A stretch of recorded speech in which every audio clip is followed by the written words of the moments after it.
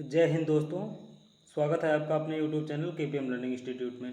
तो आज हम देखने वाले हैं जीएस के 20 इम्पॉर्टेंट क्वेश्चन जो किसी भी एग्ज़ाम के लिए बहुत ही महत्वपूर्ण होने वाले हैं। तो आप किसी भी एग्ज़ाम की तैयारी कर रहे हैं तो ये क्वेश्चन आपके लिए बहुत ही इम्पॉर्टेंट है। तो हम आज का क्वेश्चन स्टार्ट करते हैं। तो सबसे पहले आप लोग कॉपी पेन निकाल के बैठ जाइए। आपको जो क्वेश्चन का आंसर पता है इसको आप कमेंट करते रहिए कि इसमें कौन सा ऑप्शन सही है, और लास्ट में आपसे एक क्वेश्चन पूछा जाएगा जिसका आंसर आपको बताना रहता है। तो हम आज की क्लास शुरू करते हैं। क्वेश्चन में हमसे पहले क्वेश्चन में कहा है कि भारत में स्वर्ण मंदिर का शहर किसे कहते हैं। तो हमसे क्वेश्चन में पूछ रखा है कि स्वर्ण मंदिर का शहर किसे कहते हैं।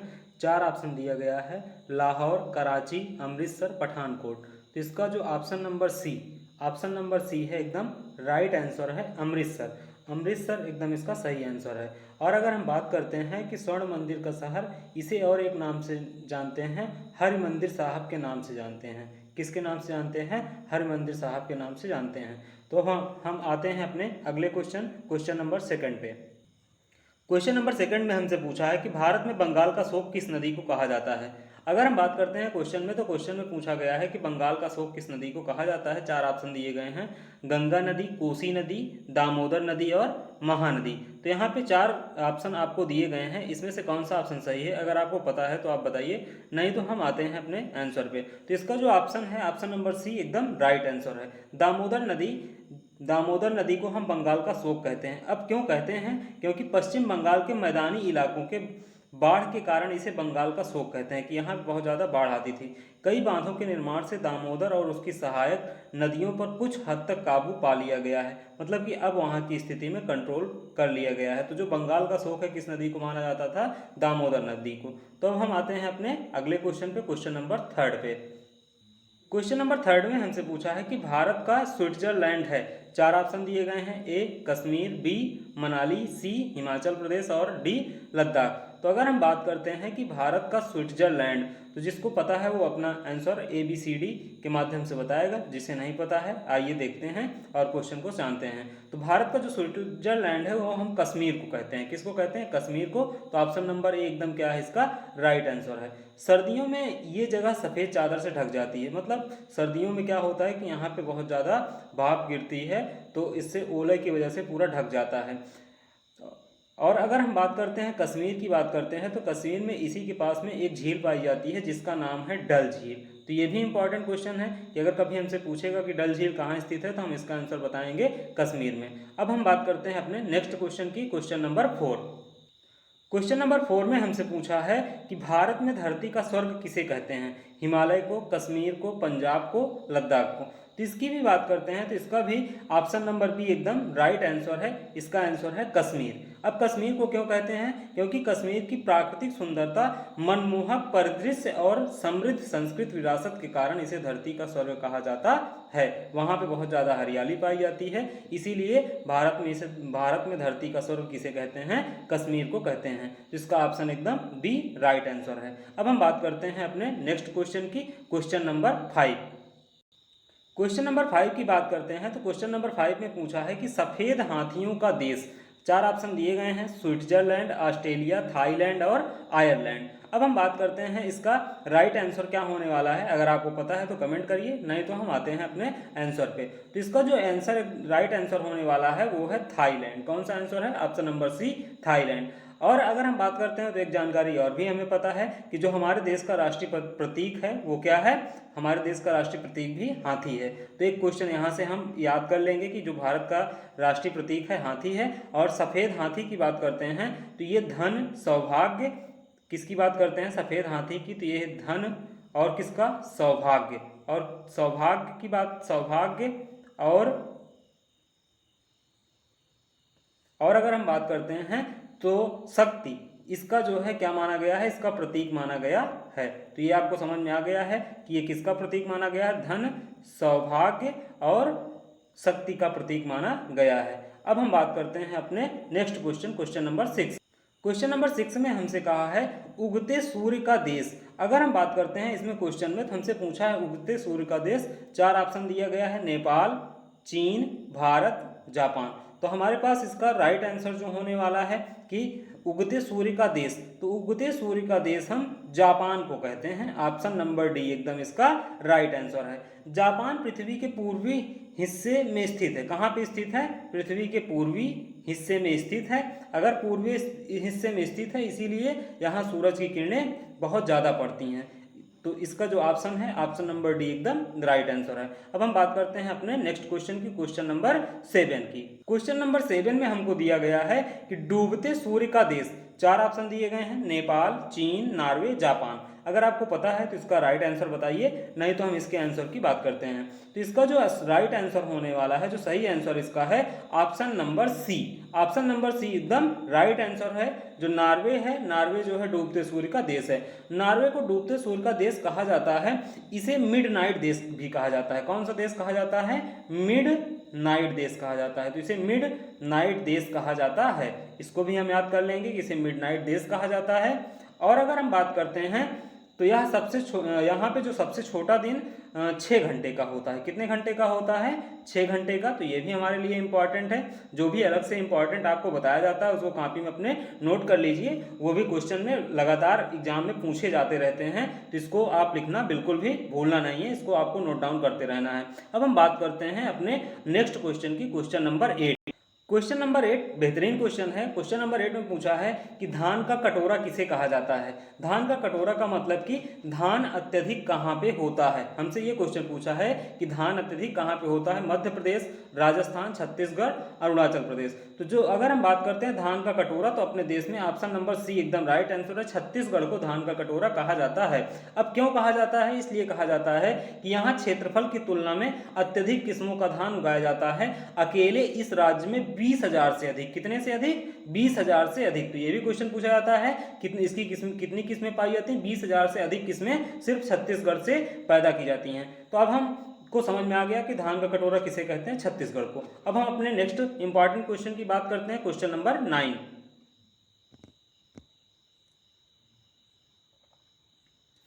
क्वेश्चन नंबर 9 में हमसे पूछा है कि विश्व का चीनी का कटोरा किसे कहते हैं। विश्व का चीनी का कटोरा किसे कहते हैं। तो इसमें हमारे पास 4 ऑप्शन दिए गए हैं, नॉर्वे, क्यूबा, ब्राजील और थाईलैंड। तो इसका जो आंसर होने वाला है, राइट आंसर होने वाला है, वो option number B. Option number B Cuba एकदम इसका क्या है? राइट आंसर है। क्यूबा में सबसे बड़ा चीनी उद्योग है, इसीलिए इसे चीनी का क्या कहते हैं? कटोरा कहते हैं। अब हम बात करते हैं अपने नेक्स्ट क्वेश्चन की, क्वेश्चन नंबर 10। क्वेश्चन नंबर 10 बहुत ही इजी क्वेश्चन है, लेकिन एग्जामों में कंटिन्यू पूछे जाने वाला वेरी मोस्ट इंपॉर्टेंट क्वेश्चन है। क्वेश्चन में पूछा गया है कि भारत का गुलाबी शहर किसे कहा जाता है। 4 ऑप्शन दिए गए हैं, रायपुर, जयपुर, रामपुर, दिल्ली। तो इसको काफ़ी बच्चों को पता होगा, तो कमेंट करके जल्दी से बताइए। नहीं पता है तो हम इसके आंसर की बात करते हैं। इसका आंसर जो होने वाला है वो जयपुर है। जयपुर की बात करते हैं, ऑप्शन नंबर बी एकदम राइट आंसर है। जयपुर में जो इसको गुलाबी शहर कहा गया, इसलिए कहा गया कि जयपुर के एक महाराजा थे जिनका नाम था सवाई राम सिंह। क्या था?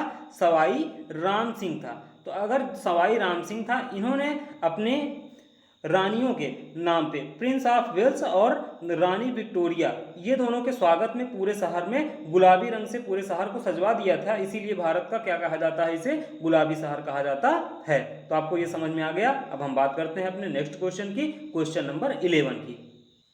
क्वेश्चन नंबर 11 में हमसे पूछ रखा है कि विश्व में सांपों का देश किसे कहा जाता है। तो हमसे 11 नंबर क्वेश्चन में पूछा है कि विश्व में सांपों का देश किसे कहा जाता है। तो इसमें 4 ऑप्शन दिए गए हैं। Option number A Japan, B France, C चीन और डी ब्राजील।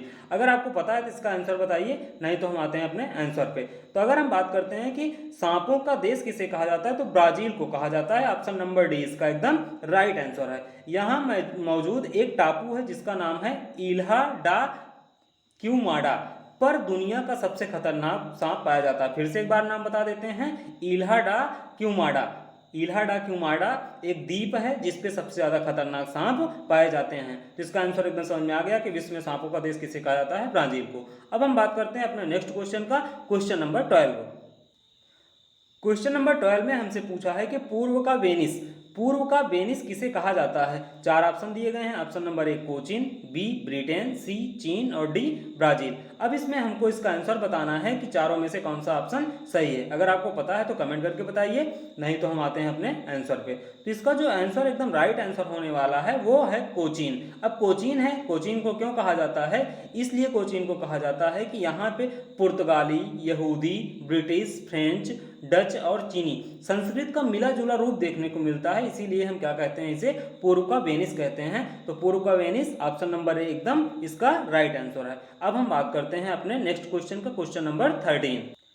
क्वेश्चन नंबर 13 बेहतरीन क्वेश्चन है। इसमें हमसे पूछा गया है कि भारत का मसालों का बगीचा किसे कहा जाता है। क्या क्वेश्चन में पूछा है कि मसालों का बगीचा। अब हमारे पास क्वेश्चन हमसे पूछा है कि मसालों का बगीचा किसे कहते हैं, तो हमें पता है कि भारत में मसालों का बगीचा किसे कहते हैं। यहाँ पे 4 ऑप्शन दिया गया है। 4 ऑप्शन में कौन कौन से ऑप्शन हैं? बिहार, राजस्थान, केरल, कर्नाटक। तो यहाँ पे एक मिस्टेक हो गई है कि यहाँ पे जो हमारे पास मसालों का बगीचा कहते हैं वो केरल को कहते हैं। किसको कहते हैं? केरल को कहते हैं। कोई प्रॉब्लम नहीं है, केरल को कहा जाता है मसालों का बगीचा। अब हम बात करते हैं, यहाँ कई तरह के मसाले उगाए जाते हैं, मतलब कि यहाँ पे तरह तरह के मसाले उगाए जाते हैं और ये पूरी दुनिया में अपने स्वाद के लिए मशहूर हैं। मतलब कि पूरे दुनिया में यहाँ से मसाले की सप्लाई होती है और 2 स्थान हैं जहाँ पे मसाले सबसे ज़्यादा पाए जाते हैं। एक केरल का इडुक्की, कौन सा स्थान है? इडुक्की, इसको इंपॉर्टेंट है, इसको कॉपी में नोट कर लेना है। इडुक्की एक प्लेस है और दूसरा वायनाड। वायनाड के बारे में आपने सुना भी होगा। तो 2 स्थान है वायनाड जहां पे अत्यधिक मात्रा में मसाला पाया जाता है। तो अब हमको समझ में आ गया कि भारत में मसालों का बगीचा किसे कहते हैं? केरल को कहते हैं। ऑप्शन सी एकदम क्या है इसका राइट आंसर। अब हम बात करते हैं अपने नेक्स्ट क्वेश्चन का, क्वेश्चन नंबर 14 की। क्वेश्चन नंबर 14 में हमसे पूछा है कि भारत का बगीचा किसे कहते हैं। अब हमारे पास एक और बढ़िया बेहतरीन क्वेश्चन आ गया जो एग्जाम में लगातार पूछे जाते हैं कि भारत का बगीचा किसे कहा जाता है। अब भारत के अगर बगीचे की बात करते हैं तो भारत के बगीचे किसे कहा जाता है? 4 ऑप्शन दिया है, ए बिहार, बी राजस्थान, सी केरल और डी कर्नाटक। तो भारत का बगीचा किसको कहा जाता है, ये हमसे क्वेश्चन में पूछा गया है कि भारत का बगीचा किसे कहते हैं? बिहार, राजस्थान, केरल और कर्नाटक। तो अगर हम बात करते हैं इसमें, तो इसमें जो इसका राइट आंसर है वो होने वाला है बंगलुरु। कौन सा होने वाला है? बंगलुरु। तो ऑप्शन में नहीं है, लेकिन हमको इसको लिख लेना है कि जो भारत का बगीचा कहा जाता है, भारत का बगीचा किसे कहा जाता है? बंगलुरु को कहा जाता है। इसमें ऑप्शन में मिस्टेक है, तो इसका सही आंसर हमको लिख लेना है। क्या होने वाला है इसका? बंगलुरु होने वाला है। तो समझ में आ गया होगा कि इसका जो आंसर है वो क्या होने वाला है? बंगलुरु। अब हम बात करते हैं, इसको और किसी नाम से जानते हैं। इसे हम गार्डन सिटी के नाम से जानते हैं। किसके नाम से जानते हैं? गार्डन सिटी के नाम से जानते हैं, या उद्यान नगर कहा जाता है। इसे हम क्या कहते हैं? उद्यान नगर भी कहते हैं। अब हमारे पास अगला क्वेश्चन हम देखते हैं, अपना क्वेश्चन नंबर 15। क्वेश्चन नंबर 15 में हमसे पूछा है प्यासी भूमि का देश किसे कहा जाता है। तो प्यासी भूमि का देश किसे कहा जाता है? 4 ऑप्शन दिए गए हैं, अमेरिका, चीन, जापान, ऑस्ट्रेलिया। इसमें से आपको बताना है कि इसमें से कौन सा राइट आंसर है। अगर पता है तो आप कमेंट करिए, नहीं तो हम इसके आंसर पे आते हैं। तो इसका जो एकदम राइट आंसर होने वाला है कि प्यासी भूमि का देश ऑस्ट्रेलिया को कहा जाता है। किसको कहा जाता है? ऑस्ट्रेलिया को कहा जाता है। तो इसका आंसर क्या है? एकदम राइट आंसर। तो जो भी क्वेश्चन बताए जाते रहे हैं वो वनडे एग्जाम के लिए बहुत ही इंपॉर्टेंट क्वेश्चन होने वाले हैं। लगातार पेपर में क्वेश्चन बनाए जाते रहते हैं और लगातार आप वीडियो को देख रहे हैं। अभी तक आपने अगर लाइक नहीं किया तो लाइक कर दीजिए और सब्सक्राइब भी बिल्कुल कर दीजिए, जिससे आपको नोटिफिकेशन जब भी कोई वीडियो आए तो उसका नोटिफिकेशन समय समय पर मिलता रहे। अब हम बात करते हैं अपने नेक्स्ट क्वेश्चन की, क्वेश्चन नंबर 16 की। क्वेश्चन नंबर 16 में हमसे कहा है कि एशिया का मरीज किसे कहा जाता है। 4 ऑप्शन दिए गए हैं, ए बी सी डी। ए में अमेरिका, बी में चीन और सी में जापान और डी में क्या दिया गया है? ऑस्ट्रेलिया। तो इसका जो राइट आंसर होने वाला है ऑप्शन नंबर बी, चीन। तो चीन को एशिया का मरीज कहा जाता है। ऐसा क्यों कहा गया? ऐसा इसलिए कहा गया कि द्वितीय विश्व युद्ध में चीन को बहुत समस्या का सामना करना पड़ा था, इसीलिए हम क्या कहते हैं? एशिया का इसे मरीज कहते हैं। तो इसका आंसर आपको समझ में आ गया। अब हम बात करते हैं अपने अगले क्वेश्चन की, क्वेश्चन नंबर 17 की। क्वेश्चन नंबर 17 में हमसे पूछा गया है कि 1000 हाथियों की भूमि किसे कहते हैं। 1000 हाथियों की भूमि किसे कहते हैं? 4 ऑप्शन दिया गया है, ए में स्वीडन, बी में नॉर्वे, सी में लाओस और डी में वायनाड। तो हमारे पास 4 ऑप्शन हैं। अब जिसको पता है वो कमेंट करेगा, जिसे नहीं पता है हम इसका आंसर देखते हैं। तो 1000 हाथियों का भूमि अगर हम बात करते हैं तो हम लाओस को कहते हैं। ऑप्शन नंबर सी एकदम क्या है इसका राइट आंसर। ये कहाँ स्थित है? दक्षिण पूर्व एशिया में स्थित देश है। कहाँ पे स्थित है? दक्षिण पूर्व एशिया में स्थित ये देश है। अब हम बात करते हैं अपने नेक्स्ट क्वेश्चन की, क्वेश्चन नंबर 18। क्वेश्चन नंबर 18 बेहतरीन क्वेश्चन है। ये क्वेश्चन लगातार पूछा जाता रहता है, वेरी इंपॉर्टेंट क्वेश्चन। अंतरिक्ष का शहर किसे कहा जाता है? अंतरिक्ष का शहर किसे कहा जाता है? तो अंतरिक्ष का जो शहर कहा जाता है बंगलौर को कहा जाता है। किसको कहा जाता है? बंगलौर को कहा जाता है। अब क्यों कहा जाता है? इसलिए कहा जाता है कि यहाँ पे इसरो स्थित है। क्या स्थित है? इसरो स्थित है। अंतरिक्ष एजेंसी है जिसका नाम क्या है? इसरो। इसरो की बात करते हैं तो वेरी इंपॉर्टेंट, इसरो से लगातार क्वेश्चन पूछा जाता है कि इसरो की स्थापना कब हुई है। तो इसरो की स्थापना कब हुई थी? 1969 में हुई थी। कब हुई थी? 1969 में हुई थी। तो ये दोनों इंपॉर्टेंट क्वेश्चन है, इसको आपको याद कर लेना है कि इसकी स्थापना कब हुई थी? 1969 को हुई थी। तो ये क्वेश्चन आपको समझ में आ गया है, इसको आपको नोट कर लो कॉपी में, ये वेरी इंपॉर्टेंट क्वेश्चन है। अब हम बात करते हैं अपने नेक्स्ट क्वेश्चन की, क्वेश्चन नंबर 19 की। क्वेश्चन नंबर 19 में हमसे पूछा है कि क्वीन ऑफ डेक्कन किसे कहा जाता है? क्वीन ऑफ डेक्कन किसे कहा जाता है? दिल्ली को, मुंबई को, बंगलौर को, पुणे को। चार ऑप्शन दिए गए हैं, अगर आपको पता है तो जल्दी से कमेंट करके बताइए। अब नहीं पता है तो हम अपने आंसर को देखते हैं। तो क्वीन ऑफ डेक्कन की बात करते हैं तो ऑप्शन नंबर डी एकदम राइट आंसर है। पुणे को कहा जाता है। किसको कहा जाता है? पुणे को कहा जाता है। डेक्कन की रानी पुणे डेक्कन पठार पर स्थित है। कहाँ पर स्थित है? पुणे डेक्कन पठार पर स्थित है, जो एक हिल स्टेशन जैसा शहर है और यहाँ पे बहुत ज़्यादा हरियाली है। तो ये क्वेश्चन आपको समझ में आ गया। क्वेश्चन नंबर 19 का राइट आंसर है ऑप्शन नंबर डी। अब हम अपने लास्ट क्वेश्चन पे आते हैं, क्वेश्चन नंबर 20। क्वेश्चन नंबर 20 में हमसे पूछा है कि विश्व में पवित्र भूमि के नाम से किसे जाना जाता है? यूक्रेन को, यरूशलेम को, ब्रिटेन को, रूस को। तो जो इसका एकदम राइट आंसर होने वाला है वो ऑप्शन नंबर बी एकदम इसका राइट आंसर है। तो इसका ऑप्शन नंबर बी यरूशलेम। अब ये क्यों है? इसलिए है कि यह शहर यहूदी, ईसाई पंथ, इस्लाम पंथ तीनों की पवित्र नगरी है, इसीलिए यरूशलेम को क्या कहा जाता है? पवित्र भूमि कहा जाता है। अगर बात करते हैं तो ये यरूशलेम जो है वो कहाँ की राजधानी है? इजराइल की राजधानी भी है। कहाँ की राजधानी है? इजराइल की राजधानी भी है।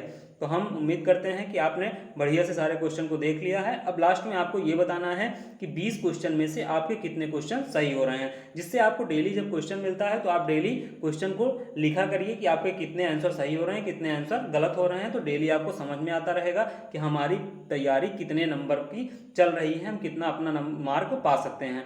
अब हमारे पास जो आज का क्वेश्चन है आपके लिए वो है कि विश्व की सबसे लंबी नदी कौन सी है? तो आपको इसका आंसर बताना है कि विश्व की सबसे लंबी नदी कौन सा है, कमेंट करके आपको बताना है। तो अगर अभी तक आपने चैनल को सब्सक्राइब नहीं किया है तो सब्सक्राइब कर लीजिए। अब हम मिलते हैं अपने अगले वीडियो पे। जय हिंद।